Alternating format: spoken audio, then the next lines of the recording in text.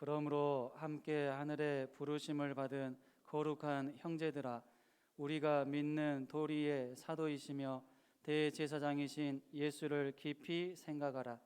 그는 자기를 세우신 이에게 신실하시기를 모세가 하나님의 온 집에서 한 것과 같이 하셨으니, 그는 모세보다 더욱 영광을 받을 만한 것이 마치 집 지은 자가 그 집보다 더욱 존귀함 같으니라. 집마다 지은 이가 있으니 만물을 지으신 이는 하나님이시라. 또한 모세는 장래에 말할 것을 증언하기 위하여 하나님의 온 집에서 종으로서 신실하였고, 그리스도는 하나님의 집을 맡은 아들로서 그와 같이 하셨으니, 우리가 소망의 확신과 자랑을 끝까지 굳게 잡고 있으면 우리는 그의 집이라. 아멘. 우리가 신앙생활을 할 때 항상 예배부터 시작이 됩니다. 예배를 제대로 드리지 못하면 우리가 주님 앞에 진정한 제자가 되는 일은 참으로 요원한 일이 될 것입니다. 예배의 성공자가 우리의 신앙의 성공자가 될 수가 있고, 또 주님 앞에서 일꾼으로 또 제자로 쓰임 받을 수 있게 될 줄로 믿습니다. 여러분, 오늘날 내가 교회 다닌다고 해가지고 누가 크게 핍박하고 그러지 않잖아요. 물론 이제 그런 분들도 계시겠지만 초대교회 성도들을 생각해 보시기 바랍니다. 초대교회 정말로 목숨을 걸고 신앙생활을 했습니다. 주일 성수했고요. 예배를 드리지 못하게 하는 많은 세력들이 있었지만 목숨을 걸고 숨어서도 예배를 드렸고, 주일날을 정말로 하나님 앞에 영광을 돌리면서 보냈습니다. 그런데 오늘날 우리의 신앙은 어떠한가 우리가 돌아보면서 점검할 수 있었으면 좋겠습니다. 주님께서 만약에 재림하실 때 우리가 주일 성수조차도 제대로 못한다면 얼마나 부끄럽겠습니까? 초대교회 성도들에 비해서 우리들의 신앙은 얼마나 참 부끄러운 신앙입니까? 최소한 하나님의 자녀라고 하면, 그리스도인이라고 하면 주일날 예배하는 것은 그야말로 최선을 다해서 예배를 드려야 된다라고 생각을 합니다. 거기서부터 시작이기 때문에 그래요. 여기서 실패하면 정말로 믿음이 제대로 자랄 수가 없습니다. 예배의 성공자가 되시기를 바랍니다. 파스칼이라고 하는 사람이 있어요. 17세기 사람인데요, 참 천재의 수학자입니다. 그리고 천재의 과학자이고 발명가이기도 합니다. 신학자이기도 하고 철학자이기도 합니다. 이 파스칼이 팡세라고 하는 책에서 이런 말을 했어요. 인간은 갈대다. 자연 중에 가장 약하다. 하지만 인간은 생각하는 갈대다. 생각이 우리를 위대하게 만든다. 여러분, 인간은 갈대처럼 얼마나 연약한지 몰라요. 우리 자신을 바라보아도 그렇잖아요. 오늘 선 줄로 생각했는데 또 내일 넘어질 때가 많잖아요. 갈대와 같이 얼마나 연약한지 모릅니다. 자꾸 흔들리죠. 쉽게 꺾을 수가 있습니다. 쉽게 넘어지고 절망하고 좌절하는 갈대와 같은 존재입니다. 그런데 이렇게 연약한 존재인 인간이 특별할 수 있는 비결이 있는데, 그것은 바로 생각이라는 것입니다. 생각하는 그러한 존재라는 것이죠. 이 생각하는 것 때문에 인간이 특별한 존재가 될 수가 있고 고귀한 존재가 될 수가 있다라고 파스칼은 자기가 깨달은 바를 이 팡세라고 하는 책에서 말하고 있습니다. 여러분, 우리가 생각할 수 있다라는 것, 이것 때문에 감사하실 수 있기를 바랍니다. 어떤 생각을 하느냐, 이것이 참 중요해요. 어떤 생각을 하느냐에 따라서 과연 하나님의 형상답게 고귀한 존재로 살아가는 사람이 있는가 하면, 정말로 생각의 수준이 낮아서 정말로 하나님의 형상으로 지음 받았음에도 불구하고 짐승보다 못한 참 그러한 삶으로 살아가는 이러한 사람들도 많이 있다라는 것입니다. 생각이 중요합니다. 생각이 중요해요. 생각을 잘해야 됩니다. 따라합시다. 생각을 잘해야 됩니다. 정말 그런 것 같아요. 생각을 잘하면 우리가 살아나게 됩니다. 할렐루야. 그러나 생각을 잘못하게 되면 죽어가게 되는 거예요. 실제로 가룟 유다가 어떻습니까? 생각을 잘못했잖아요. 사탄 마귀가 그의 머릿속에 들어와 버렸어요. 사탄의 생각이 가룟 유다의 머릿속에 들어왔어요. 그래서 예수를 팔아넘겨라, 군병들에게 넘겨라. 계속해서 그러한 생각을 심어주었는데 가룟 유다가 그것을 컨트롤해야 되는데 그냥 다 받아들인 거예요. 그렇게 해서 결국 가룟 유다는 예수님을 팔아넘기는 이러한 일의 도구가 되었습니다. 나중에 깨닫게 되죠. 내가 예수님을 정말로 죽이는 사람이 되었구나. 예수님을 절대로 죽여서는 안 되는데 내가 예수님을 죽이는 사람이 되었구나. 깨달으면서 자기 목숨을 스스로 끊었습니다. 여러분, 바리새인은 또 어떻습니까? 바리새인은 예수님을 생각을 할 때 어떻게 생각을 했습니까? 목수의 아들로 생각을 했습니다. 실제로 예수님 목수의 아들이세요. 그러나 목수의 아들일 뿐만이 아니라 하나님의 아들이시죠. 거기까지 생각을 해야 되는데 거기까지 생각을 하지 않고 그냥 목수의 아들이다, 나사렛에서 어떻게 거룩한 사람이 날 수가 있느냐, 이렇게 생각을 하면서 목수의 아들로 치부했어요. 그리고 귀신 들린 자로 또 치부를 했습니다. 하나님의 아들 예수님을 귀신 들린 사람이라 이렇게 말할 수가 있습니까?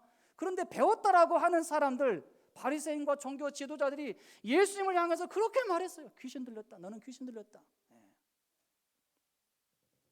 또 자칭 하나님의 아들이라고 그렇게 말합니다. 예수님 하나님의 아들인데 유대인들이 생각할 때는, 바리새인들이 생각할 때는 자칭 하나님의 아들이다, 그냥 자기 혼자 하나님의 아들이라 이렇게 말하고 있는 사람이다, 예수를 향해서 그렇게 생각을 한 것입니다. 참으로 잘못된 생각을 한 것이죠. 반대로 니고데모는 어떻습니까? 니고데모는 유대인의 지도자입니다. 지도자. 이 니고데모가 하루는 밤에 예수님을 찾아옵니다. 평상시 예수님에 대해서 많은 얘기를 듣고 또 예수님께서 하신 표적도 많이 또 듣고 또 보았어요. 예수님이 누구실까? 예수님은 하나님께로서 오신 선생이다, 이 정도까지 생각을 하고 있었어요. 그래도 한번 예수님과 대화를 해보고 싶은 거예요. 조금 더 자세하게 알아보고 싶은 그런 마음이 있었습니다. 내 생각이 맞는 생각인지, 내가 예수님에 대해서 알고 있는 것이 정확한 건지 한번 알아보기 위해서 밤에 예수님을 찾아왔어요. 예수님과 대화를 하게 됩니다. 예수님께서 거듭남에 대해서 니고데모에게 설명을 해주십니다. 처음에는 이해가 잘 안 됩니다. 그러나 예수님께서 이 니고데모를 생각을 열어주시고 또 깨닫게 해주셔서 결국 니고데모가 변화가 되는 거죠. 니고데모가 거듭남에 대해서 깨닫게 되고 예수님 하나님의 아들이심을 이제 깨닫게 됩니다. 그러면서 니고데모가 이제 주님의 일꾼으로 쓰임받게 된 줄로 믿으시기를 바랍니다. 생각을 잘하면 사람이 바뀌는 거예요. 좋은 생각, 바른 생각을 하게 되면 사람이 좋은 방향으로 바뀌게 되지만 나쁜 생각, 악한 생각, 사탄의 생각을 하게 되면 나쁜 방향으로 나아가게 되고 비극적인 인생이 될 수밖에 없습니다. 특별히 우리는 예수님에 대해서 생각을 잘 해야 됩니다. 경건한 생각을 많이 해야 되죠. 로마서 8장 6절 말씀에 어떤 말씀이 있습니까? 육신의 생각은 사망이요 영의 생각은 생명과 평안이니라. 할렐루야. 영의 생각 많이 하시기 바랍니다. 육신의 생각은 내려놓으시기를 바랍니다.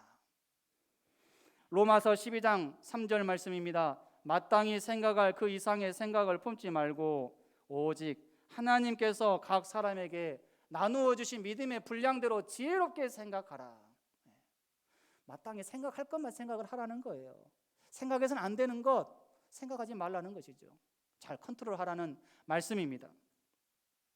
생각의 주도권 싸움에서 이기실 수 있기를 바랍니다. 주도권 싸움이에요. 영적인 싸움입니다. 사탄의 생각과 하나님의 생각, 우리가 그 사이에서 잘 분별을 해야 됩니다. 생각을 내가 주도하지 못하면, 생각을 내가 지배하지 못하면 생각이 나를 이끌어가게 되어 있어요. 생각이 나를 지배하게 되어 있습니다. 생각이 나를 주도하게 되어 있습니다. 여러분, 생각을 잘 주도하실 수 있기를 바랍니다. 아담과 하와가 생각의 그 주도권 싸움에서 졌잖아요. 사탄 마귀에게 빼앗겼습니다. 주도권 싸움에서 졌어요. 마귀의 생각을 그냥 받아들여 버린 거예요. 이로써 아담과 하와는 에덴 동산에 쫓겨나게 되고 하나님 앞에서 벌을 받게 되었습니다. 하나님이 기뻐하실 생각은 무엇인가? 항상 그것을 생각을 하면서 하나님이 기뻐하신 생각 많이 하실 수 있기를 바랍니다. 하나님이 기뻐하신 생각은 어떤 생각일까요? 예수님이 누구이신가? 예수님은 누구이신가 항상 그것을 생각하는 것입니다. 이러한 생각을 하나님께서 기뻐하십니다. 예수님은 누구이신가를 깊이 생각해야 됩니다. 따라합시다. 예수님이 누구이신가를 깊이 생각하자. 이것을 반드시 깊이 생각해야 됩니다. 묵상해야 됩니다. 생각하고 또 생각해야 돼요. 오늘 본문에서 1절에 보면은 예수님은 우리가 믿는 도리의 사도이시며 대제사장이시다 이렇게 말씀을 하고 있습니다. 우리가 믿는 도리의 사도이시래요. 사도는 하나님께로부터 보냄받은 사람들을 의미합니다. 보냄을 받았다라는 의미에서 사도입니다. 하나님께로부터 보내심을 받은 자, 바로 예수님이시죠. 어떻게 보내심을 받으셨습니까? 구원자로 보내심을 받으셨어요. 할렐루야. 하나님께서 우리의 구원자로 준비하신 분이 바로 누구십니까? 예수 그리스도예요. 예수님을 우리의 구원자로 이 땅에 보내주시기로 계획하시고 또 실제로 보내주셨습니다. 구원자로 이 땅에 보냄받은 사도와 같은 분은 오직 예수님밖에 없습니다. 실제로 구약과 신약 통틀어서 하나님께 보냄받은 사람들이 참 많습니다. 아브라함부터 시작을 해가지고 많은 성경의 인물들이 결국 하나님께서 부르신 자들이고 또 하나님께서 보내신 자들이고 하나님께서 하나님의 메시지를 전하게 하기 위해서 세운 자들이고 이러한 사람들이잖아요. 다 사도와 같은 자들입니다. 보냄받은 사람들이잖아요. 그런데 그 모든 사람들, 그 어떤 사람들도 구원자로 보냄받은 사람은 없습니다. 천하 사람 중에 예수님처럼 구원자로 보냄받은 사도는 아무도 없다라는 것입니다. 믿으시기를 바랍니다. 아브라함 대단하죠. 아브라함 복의 근원이잖아요. 그러나 아브라함이 우리의 구원자가 아닙니다. 우리의 구원자로 하나님께서 보내시지 않으셨어요. 바울도 얼마나 대단합니까? 그러나 바울도 우리의 구원자로 보냄받은 사도가 아닙니다. 그냥 한 사람이죠. 이방인의 사도로 주님께서 세우신 자에 불과합니다. 사도 요한 얼마나 대단합니까? 사도 요한은 예수님께서 이 땅에 태어나시기 전에 6개월 전에 태어난 사람이에요. 예수님 오실 길을 준비하는 큰 일을 했던 사람입니다. 여러분, 그러나 세례 요한도 구원자가 될 수가 없어요. 구원자로 이 땅에 보냄받은 사람이 아닙니다. 그때 당시에 세례 요한을 보면서 많은 사람들은 정말로 구원자가 아닌가, 하나님께서 보내시기로 약속하신 그 사람이 아닌가 라고까지 생각을 할 정도 대단한 사람이었습니다. 그런데 세례 요한이 어떤 말을 했습니까? 세례 요한은 예수님께서 자신에게 오시는 것을 보면서 이렇게 말했어요. 내 뒤에 오시는 이가 나보다 앞선 것은 그는 나보다 훨씬 먼저 계신 분이시다. 이렇게 고백을 했습니다. 감히 나는 예수님의 그 신발끈도 매는 것 감당하지 못하는 그러한 존재이다. 이렇게 예수님 앞에서 자신을 철저하게 낮췄습니다. 예수님은 사도이십니다. 하나님께서 보내신 사도이신데 특별한 사도이십니다. 특별한 사도. 어떤 의미에서요? 구원자가 되시니까. 할렐루야. 구원자로서 이 땅에 하나님께서 보내신 자이기 때문에 특별한 사도. 정말로 다른 어떤 사람들보다도, 어떤 종들보다도, 어떤 왕들보다도, 어떤 선지자보다도 가장 특별한 사도이시다라는 사실을 꼭 기억하시고 믿으시기를 바랍니다. 뿐만 아니라 예수님 어떤 분이십니까? 깊이 생각해야 돼요. 예수님은 누구이신가? 묵상해야 됩니다. 예수님은 대제사장이시다 이렇게 말씀을 하십니다. 대제사장. 그냥 대제사장이 아니에요. 특별한 대제사장이십니다. 할렐루야. 구약에 대제사장이 있었잖아요. 성전에서 봉사하고 성막에서 봉사하고 대제사장이 있었습니다. 그러나 인간 대제사장은 한계가 있습니다. 자신의 죄를 반드시 해결하기 위해서 제사를 먼저 드려야 돼요. 1년에 한 차례 대속죄일이 있는데 그 대속죄일에 대제사장이 지성소에 들어갑니다. 지성소에 들어가는데 준비해야 될 것이 있어요. 먼저 자기 자신을 정결케 합니다. 왜냐하면 자신의 죄가 크기 때문에 그래요. 지성소에 들어가기 전에 내 자신을 살펴야 됩니다. 정말로 더럽고 또 죄악된 자신의 모습을 생각을 하면서 먼저 자신의 죄를 해결하기 위해서 제사를 드려야 돼요. 제사를. 대제사장이라고 하지만 자신의 죄 문제를 반드시 해결해야 되는 거죠. 이렇게 연약한 존재가 바로 인간 대제사장입니다.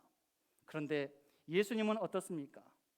예수님은 자신의 죄를 위해서 제사를 드릴 필요가 없습니다. 오직 예수님께서 십자가상에서 죽으신 이유가 무엇입니까? 예수님 자신의 죄 때문입니까? 아니잖아요. 누구의 죄 때문입니까? 우리의 죄 때문입니다. 나의 죄 때문입니다. 나의 죄를 사해 주시기 위해서 십자가상에서 영단번의 제사를 드리셨습니다. 구약의 대제사장들은 1년마다 한 차례씩 계속해서 제사를 드려야만 했습니다. 그러나 예수님은 한 번으로 끝내셨어요. 한 번으로. 십자가상에서 한 번 제사를 드리심으로 영단번의 제사를 드리셨습니다. 완벽하게 죄의 문제를 해결해 놓으셨다라는 거죠. 이런 의미에서 예수님은 특별한 대제사장이 되신다라는 사실 믿으시기를 바랍니다. 예수님은 누구이실까요? 오늘 본문을 통해서 살펴볼 때 예수님은 모세보다도, 누구보다도? 모세보다도 훨씬 위대하신 분이십니다. 여러분, 예수님께서 왜 모세보다도 훨씬 위대하신 분이실까요? 충성하는 측면에서, 또 온유한 측면에서, 그 외 여러 가지 측면에서 모든 면에 있어서 모세보다도 훨씬 위대하신 분이시기 때문입니다. 여러분, 모세가 온유함이 지상의 그 어떤 사람보다도 뛰어나다라고 그렇게 평가를 했잖아요. 그런데 사실 알고 보면 모세도 얼마나 연약했습니까? 모세도 얼마나 참 나약했습니까?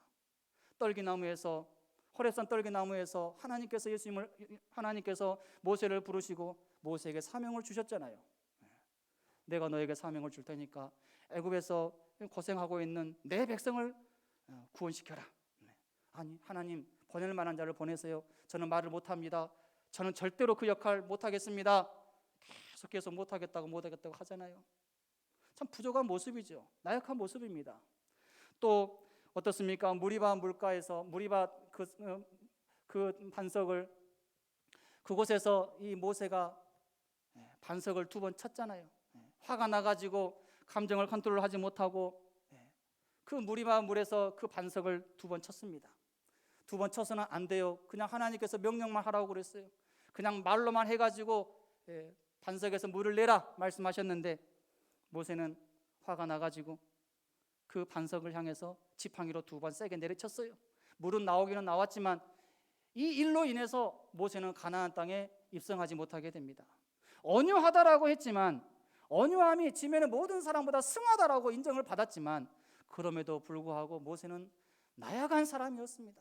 자신의 감정을 통제하기 참 어려웠던 그런 연약한 모습을 보였습니다. 그런데 예수님은 어떻습니까? 예수님은 그야말로 100% 충성하셨습니다. 100% 사랑을 보여주셨습니다. 여러분, 예수님께서 십자가상에서 죽으실 때 마지막 하신 말씀이 무엇입니까? 다 이루었다, 다 이루었다, 다 이루었다라는 말씀을 하셨어요. 예수님과 관련된 모든 말씀을 예수님께서 다 이루시고 성취하셨다라는 의미에서 하신 말씀이죠. 여러분, 한 말씀 한 말씀 실천한다라고 하는 것이 얼마나 힘든 일입니까? 참 어렵잖아요. 순종하는 일 참 힘든 일이잖아요. 그런데 예수님은 정확하게 100% 완벽하게 이루시고 또 성취하시고 순종하셨습니다. 이러한 면에서 볼 때 예수님은 모세보다도 훨씬 위대하신 분이심을 믿으시기를 바랍니다. 모세는 하나님의 종으로서 충성했습니다. 또 충실했어요. 신실했어요. 그러나 예수님은 어떻습니까? 하나님의 아들로서 신실하고 충실하시고 충성하셨습니다. 이러한 면에서 우리 예수님은 모세와 비교할 수가 없습니다.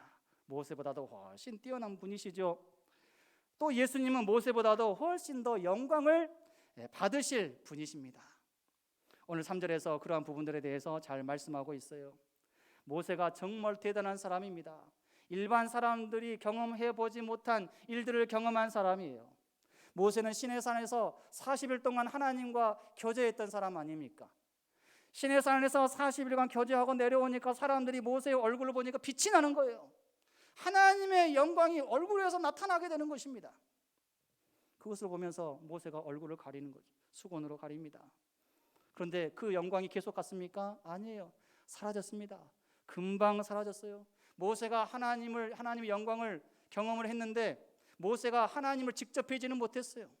하나님을 직접 볼 수 있는 사람은 없습니다.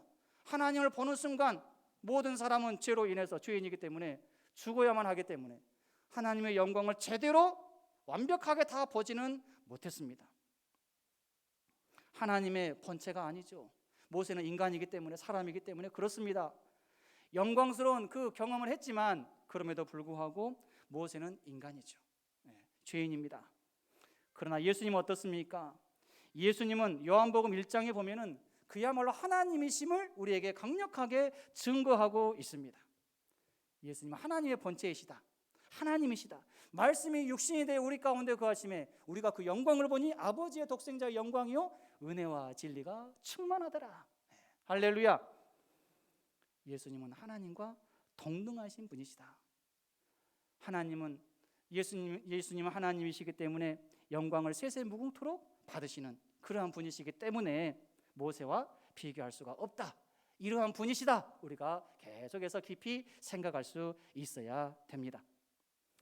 모세는 달의 역할을 한다라고 볼 수가 있습니다. 반사체죠, 반사체. 예수님은 빛의 근원이 되십니다. 빛의 근원이 되신 그 예수님을 드러내고 나타내는 역할을 한 사람이 바로 모세입니다. 모세가 집의 한 부분이라면 예수님은 집을 지으신 분이라고 말할 수가 있습니다. 여러분, 우리가 예수님을 그 어떤 사람보다도 더 위대하신 분으로 여기면서 신앙생활을 해야 될 줄로 믿습니다. 예수님을 그 어떤 인간보다도 더 못한 분으로 여겨서는 안 됩니다. 우리가 삶으로, 우리의 말로 그것을 증명해 보여야 되는 것이죠. 유대인들은 이런 면에서 큰 실수를 했잖아요.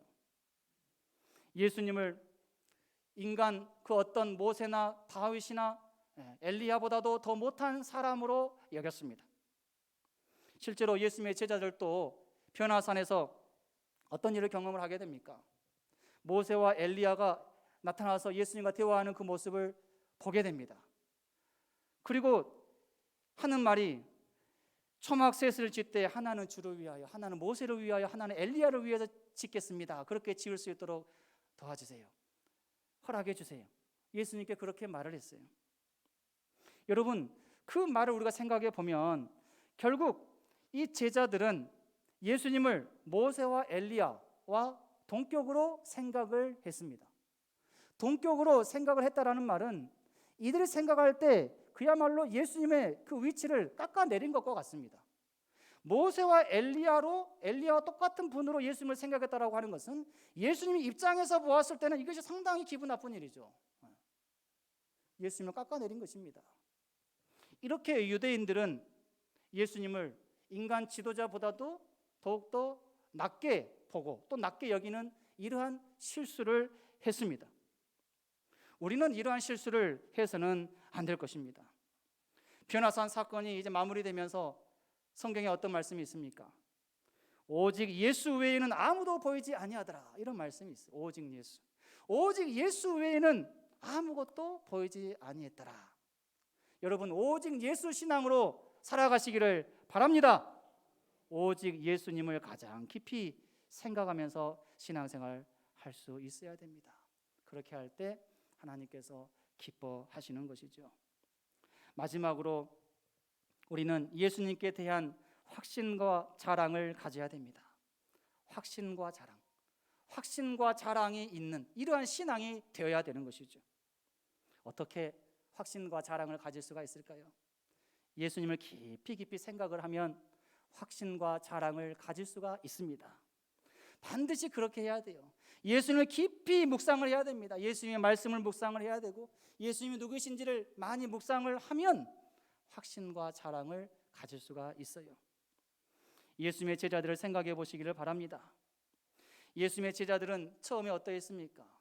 예수님께서 죽으실 때 그때 제자들의 신앙의 상태는 어떠했습니까? 참으로 연약했습니다. 왜 그런 일들이 일어났습니까? 왜 제자들이 예수님을 다 부인하고 뿔뿔이 다 흩어졌습니까? 예수님의 말씀을 깊이 묵상하지 않았기 때문이죠. 예수님께서 살아생전에 제자들에게 가르치시면서 여러 가지 말씀하셨는데 예수님께서 어떻게 죽으실 것인가, 어떻게 부활하실 것인가, 이러한 부분들에 대해서 누차 말씀을 하셨어요. 그런데 제자들은 묵상하지 않은 거죠. 깊이 생각하지 않은 것입니다. 그냥 잊어버린 거예요. 그렇다 보니까 예수님께서 죽으시고 난 다음에 부활하신 후에 천사들이 나타나서 깨우쳐 주신 거죠. 예수님께서 하신 말씀을 생각해 봐라. 예수님께서 너희들에게 살아생전에 어떤 말씀을 하셨는지 잘 생각해 봐라. 계속해서 그 말씀을 생각하게끔 간섭하셨어요. 결국 천사의 그 메시지를 통해서 제자들이 생각을 하게 되죠. 그때 우리가 예수님의 말씀을 들었는데, 이런 말씀을 들었는데 과연 그대로 예수님께서 살아나셨구나. 과연 그대로 예수님께서 행하셨구나. 이것을 이제 깨닫게 되면서 믿음이 생기게 되는 것이죠. 여러분, 예수님이 누구이신지, 또 예수님의 말씀 항상 묵상하실 수 있기를 바랍니다. 얼마나 설교를 많이 들으셨습니까? 예수님에 대한 설교 얼마나 많이 들으셨습니까? 그런데 여러분에게 신앙의 확신이 있으십니까? 예수 그리스도를 자랑하고자 하는 그러한 열정이 있으십니까?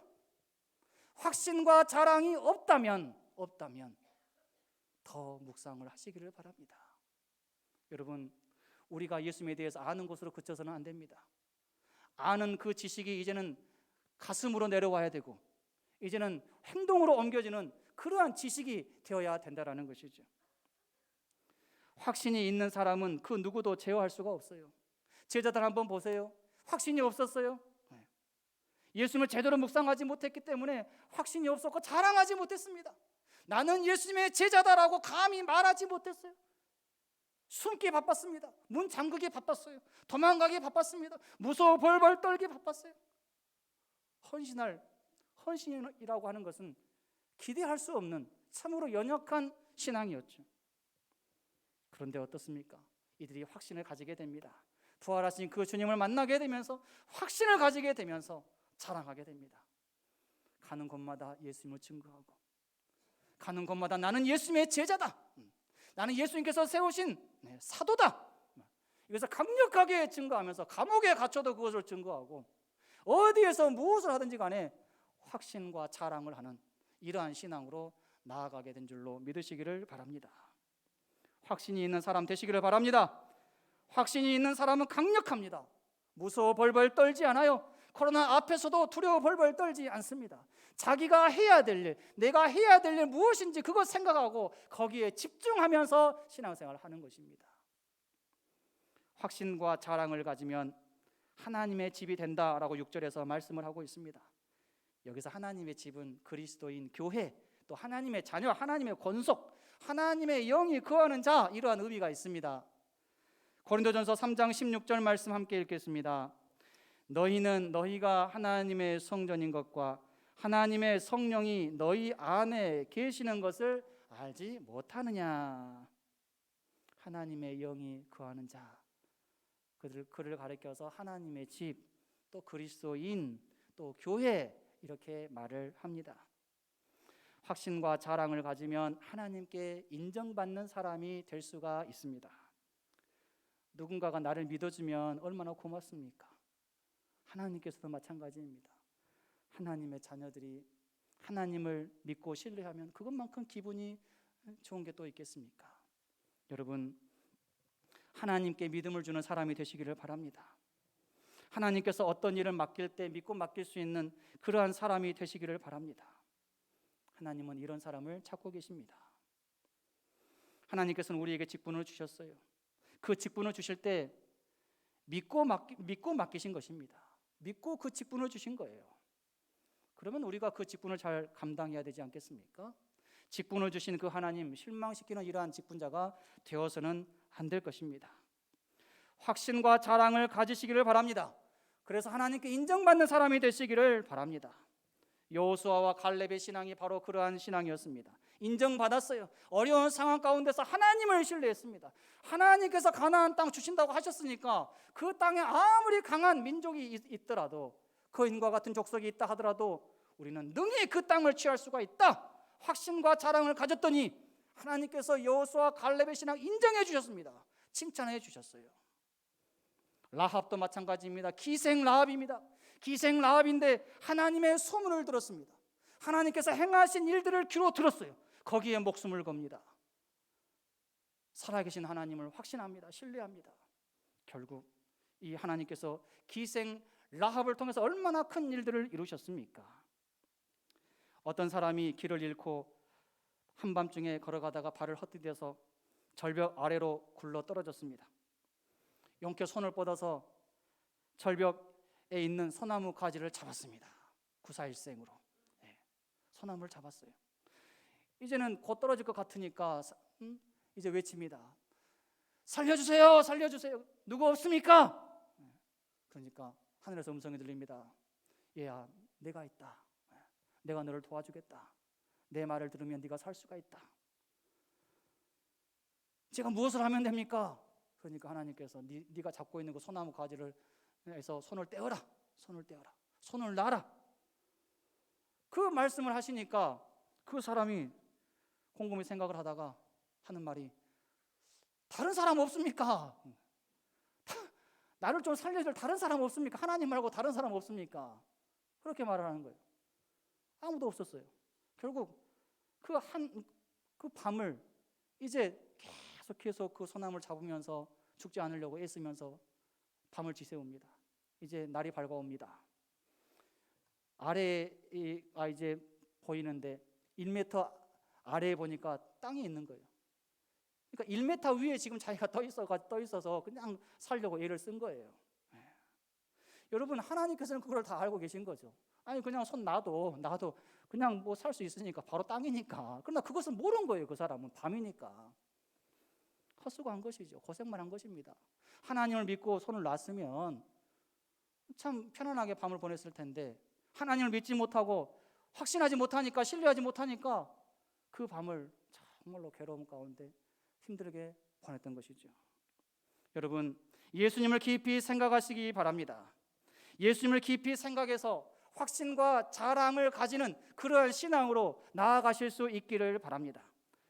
그렇게 해서 예수님께 인정받는 한 사람 한 사람 다 되실 수 있기를 주님의 이름으로 축원합니다.